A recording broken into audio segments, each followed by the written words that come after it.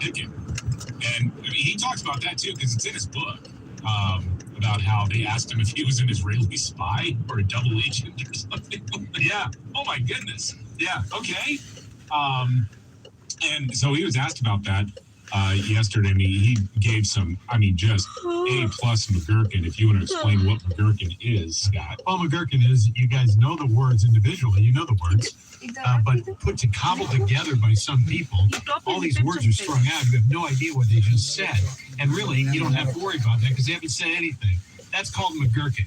It's just a bunch of McGurkin. It's a language unto itself. Yes. So here it is. I did receive a call on my way in asking me that question really about, I think, dual loyalty, which is how it landed on me. Look, I don't harbor any ill will. These folks had a job to do. They got questions to ask. I'm a big boy. I can take the questioning. But the reason I wrote about it in this book is twofold. One, I want folks to know how I make decisions. There were other sort of forks in the road during my career where I made a decision to go this way when others thought I might go that way. But I want folks to know how I process decisions. And it's always about how can I still be a good dad, a good husband, and serve the public in the most impactful way. And, that process is also one where everybody gets to talk for you. Everybody gets to share their feelings except for you. And so I wanted to be, including the vice president. And so I wanted the chance to share my side of what happened. Well, I don't even know what he just said either. I don't know.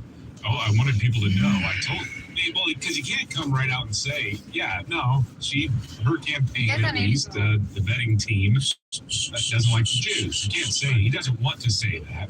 He wants to leave people with that impression, and then, because he's a slimy politician, says, hey, I just want people to understand my decision-making process. So I can make the best decisions to serve my country and be a good father and a good dad, right?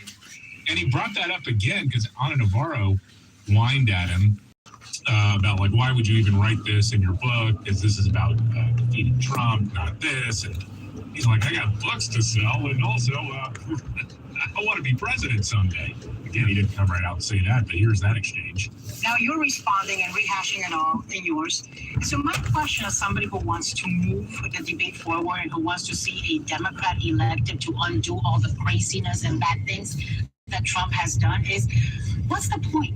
How does this win one vote? What's the point? Well, first off, I didn't view my book it's as... fishy, though. I didn't view my book as a response. In fact, I finished that before I ever read hers. So it's hardly a response. I wanted to make sure that I was forthright with people about what I went through, how I processed these decisions. As I said a moment ago, getting the chance to speak about this for the first time in what is otherwise a process pretty closed. And to me, this wasn't about dishing respectfully. It was just more about how we went through the process, what I felt coming out of it. And I hope the story there shows that I'm someone who's driven to serve and to serve in a way that still allows me to be a good dad, a good husband, and have an impact on people's lives. Dude, he is right off of the Polynesian assembly line, isn't he? No kidding. Wow. I thought he was a different kind of cat.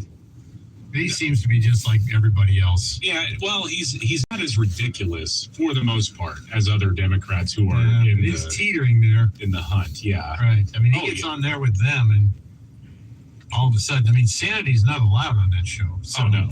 They didn't slap him down for anything. Wow. All right.